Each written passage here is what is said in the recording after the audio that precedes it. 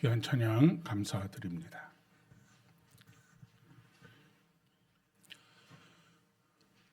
난세의 영웅이 난다라고 하는 말이 있습니다. 난세의 영웅이 난다라고 하는 말은 세상이 어지럽고 전쟁이나 여러 가지 큰 일이 있을 때 그것을 기회가 되어서 영웅이 탄생한다라고 하는 그런 의미입니다. 우리나라 역사를 살펴보면 우리나라 역사는 유난히 유명한 장군들이 많습니다. 그 이유는 우리 민족의 역사가 끊임없이 침략을 당하는 역사였기 때문에 그렇습니다. 끊임없이 위아래서 쳐들어오는 적들, 괴롭히는 나라와 민족들로 인하여서 수많은 고초들을 겪었고, 우리나라 역사를 쭉 훑어보면 소규모 전쟁을 포함해서 모두 한 900번에서 1000번 정도의 침략을 받은 역사라고 그렇게 역사가들은 기록하고 있습니다. 그만큼 고단한 삶을 살아왔다라고 이야기할 수가 있겠습니다. 그런 상황 속에서 백성들은 늘 이런 고난의 역사 속에서 나를 그리고 우리를 건져내줄 그런 영웅들을 기다리게 되었던 것입니다. 그래서 우리의 마음속 깊은 곳에는 그런 사람들에 대한 존경과 그런 사람들에 대한 갈망이 있음을 부인할 수가 없습니다. 우리는 그것을 소위 카리스마라고 하는 것으로 포장하곤 하지만 어쨌든 힘이 있는 어떤 사람을 늘 기다리는 것이 우리의 모습이라고 이야기할 수가 있겠습니다. 이스라엘의 역사도 크게 다르지 않습니다. 우리나라와 아주 비슷한 지정학적인 위치에 있기 때문에 그렇습니다. 특별히 이스라엘은 세계의 큰 문명이 충돌하는 그런 중간 지점에 있습니다. 그리스 로마 문명과 또 바벨론 문명과 이집트 문명, 이 문명의 가장 중심에 이스라엘이 자리 잡고 있어서 항상 하나의 문명이 성장해 가는 과정 속에서 다른 문명을 침략하고 그런 과정에서 늘 전쟁이 벌어졌던 땅이 바로 이스라엘을 포함하고 있는 땅입니다. 요한계시록에서는 마지막 영적인 전쟁이 일어나는 것을 무기또라고 말하는 바로 그 자리가 되겠습니다. 그렇기 때문에 이 이스라엘 민족은 우리 민족과 유사하게 늘 영웅을 기다리고 있었습니다. 그 영웅은 정치적인 메시아를 의미하는 것이지요.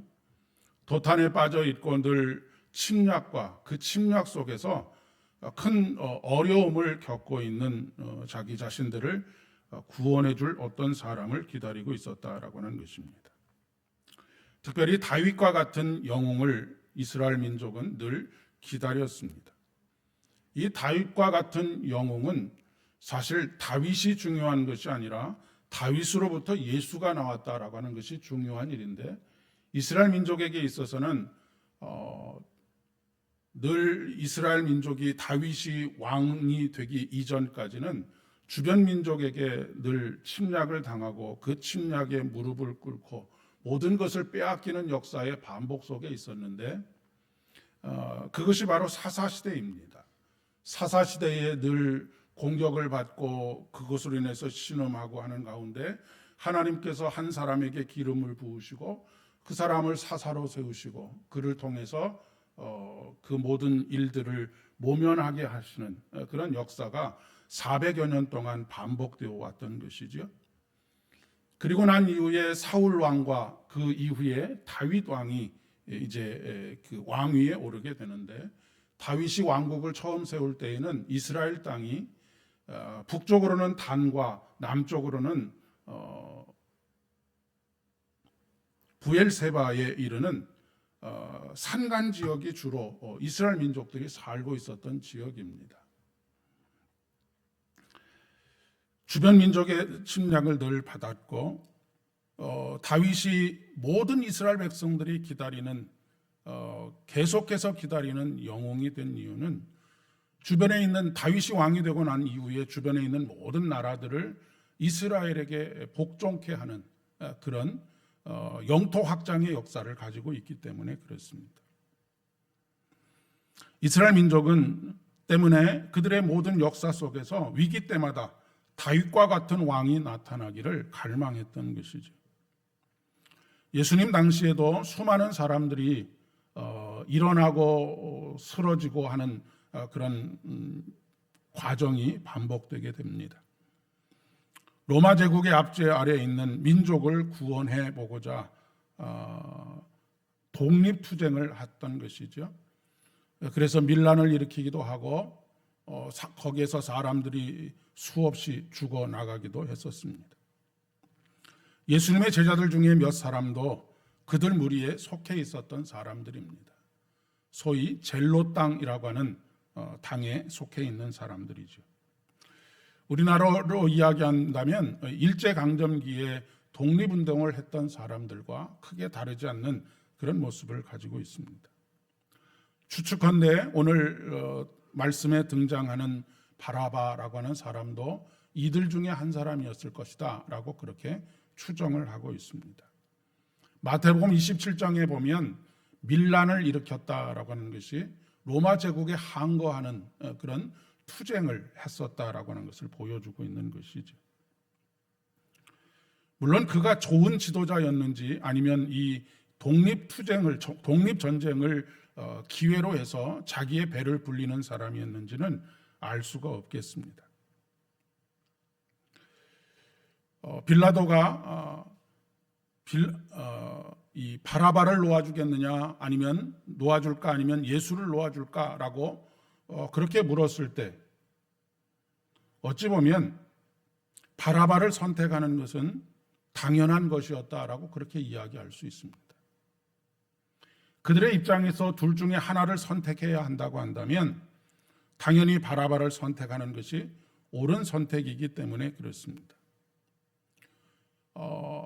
한 주 전 종려주일에 환호했던 군중들, 그들이 기대했던 것은 예수 그리스도께서 예루살렘 성에 입성하여서 로마 제국을 무릎 꿇게 하고 그들을 제압하고 다시 독립을 이루어 주기를 간절히 원했지만 일주일의 여정을 지켜보면서 전혀 기대할 수 없다라고 하는 것, 로마 군병 앞에 너무나 무기력한 예수 그리스도의 모습을 볼 수 있었기 때문에 그렇습니다.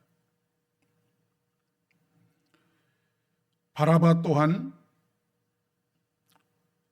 어쩔 수 없이 그런 빌라도 또한 바라바를 놓아줄 수밖에 없는 그런 선택을 하게 되지요. 왜냐하면 그것이 군중을 만족시킬 수 있는 일이었다라고 생각했기 때문이고, 또 다른 밀란이 일어나게 되면 로마 제국에 의해서 자기 자신이 책망을 받고 자기의 직에서 쫓겨날 가능성이 있었기 때문에 그랬을 것입니다. 오늘 우리가 이 말씀 앞에서 우리 스스로에게 물어야 할 질문이 있습니다. 내가 바로 그 자리에 있었다라고 한다면 나는 어떤 선택을 했을 것인가? 우리는 이미 성경이라고 하는 정답지를 가지고 있기 때문에 당연히 100% 예수님을 선택하겠습니다라고 그렇게 대답하시겠지만, 내가 2000년 전 바로 그 자리에 있었다라고 한다면 나는 어떤 선택을 했을까? 아마도 거의 대부분 예수 그리스도를 선택하기보다는 바라바를 선택했을 것이다라고 그렇게 생각이 됩니다. 그때는 오늘 함께 찬양을 불렀던 것처럼 거기 너 있었는가? 오늘날도 예수님을 무기력한 분이라고 느끼고 신앙을 떠나는 사람들이 적지 않습니다. 내가 원하는 영웅과 같이 내 문제를 일거에다 해결해 주시고 모든 것들이 내가 원하는 계획대로 바라는 대로 이루어줄 어떤 분으로서의 예수, 그 예수를 믿고 있는지도 모르겠습니다.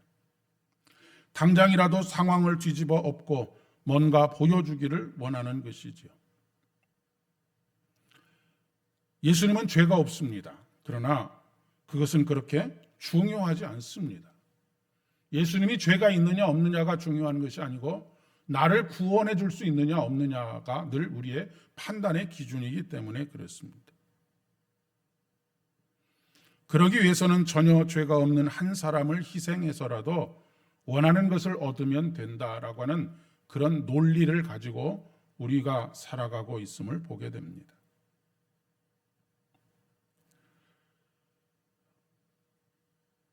성경의 옛 사본에는 이 바라바라고 하는 이름은 사실 바라바 예수라고 하는 이름으로 기록되어져 있습니다. 예수님과 똑같은 동명이인이다라고 그렇게 이야기를 할 수가 있겠습니다. 그 예수님이라고 하는 이름은 그 당시에 굉장히 흔한 이름이었기 때문에 예수님을 구별하기 위해서 예수님을 뭐라고 불렀냐면 나사렛 예수라고 그렇게 불렀습니다. 나사렛에서부터 온 예수라고 하는 그런 의미입니다. 바라바도 바라바 예수입니다. 보통 불렸던 이름은 예수라고 불렸을 것인데 구별하기 위해서 그 사람을 구별하기 위해서 바라바 예수, 바라바라고 하는 말이 어떤 의미를 가지고 있는지는 정확하게 알 수는 없습니다. 예수라고 하는 이름의 의미가 무엇입니까? 죄에서 너희를 구원할 자입니다. 그러니까 바라바가 너희들의 구원자이냐 아니면 나사렛 예수 그리스도가 너희의 구원자이냐라고 하는 것을 선택하라라고 하는 그런 의미이겠습니다. 우리는 항상 선택의 기로에 서 있습니다. 그럴 때마다 옳음을 선택하는 것이 아니고 힘을 선택할 때가 굉장히 많이 있습니다. 힘을 선택할 때 빠른 해결이 되어지고 내가 원하는 것을 쉽게 얻을 수 있다라고 그렇게 생각하기 때문에 그렇습니다. 그리고 늘 어느 편에 서야 할까를 생각할 때 힘 있는 자의 편에 서려고 하는 것이 우리들의 모습입니다. 힘 있는 것이 항상 이기는 것처럼 느껴지기 때문에 그렇습니다.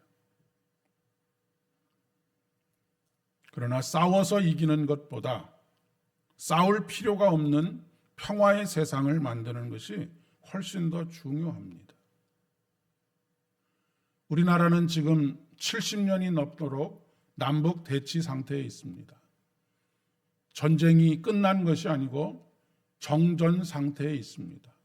전쟁이 잠시 쉬고 있는 것이죠.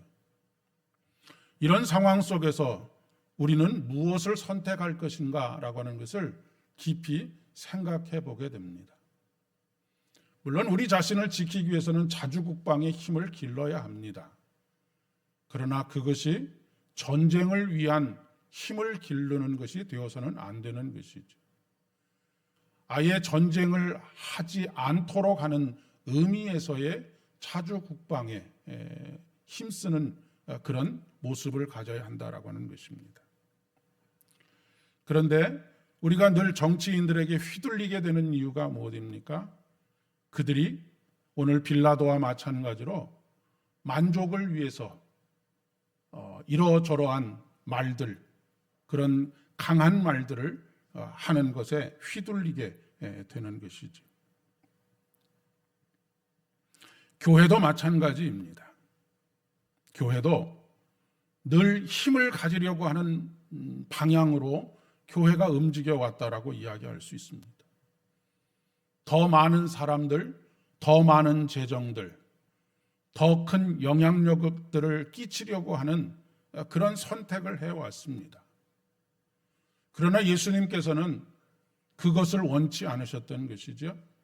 예수님께서는 자신이 한 알에 썩어지는 밀알이 됨으로 인해서 하나님의 나라가 이 땅에 이루어지기를 원하셨다라고 하는 것입니다.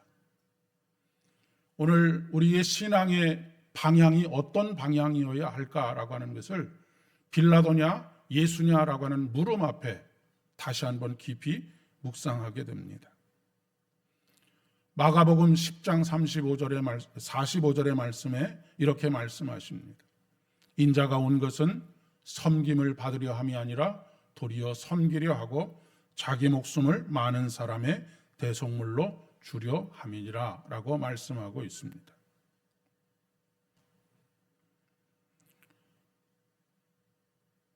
오늘 저와 여러분은 힘을 선택하고 힘 있는 자를 선택하고 힘 있는 자리를 선택하는 것이 아니라 옳음을 선택하는, 하나님의 의로움을 선택하는 예수 그리스도의 보혈의 은혜, 하늘에 썩어지는 미랄로서의 삶을 선택하는 그런 귀한 믿음의 여정 되어질 수 있기를 진심으로 축복합니다. 기도하겠습니다. 아버지 하나님, 은혜를 진심으로 감사드립니다. 바라바를 선택했던 우리의 선택이 잘못되었음을 깨닫고 다시 예수의 보혈의 은혜 앞에 무릎을 꿇습니다. 우리가 추구해왔던 방향을 틀어 다시 우리 주님의 십자가를 바라볼 수 있도록 은혜를 더하여 주시니 감사드립니다. 우리의 삶의 자리에서 하늘에 썩어지는 미랄로서의 삶을 살아갈 수 있도록 오늘도 크신 은혜 베풀어 주시옵소서. 분명한 것은 하늘에 썩어지는 미랄을 통하여 생명을 낳는 역사를 이루어간다는 사실입니다. 기독교 신앙은 생명의 종교인 것을 이 시간 고백합니다.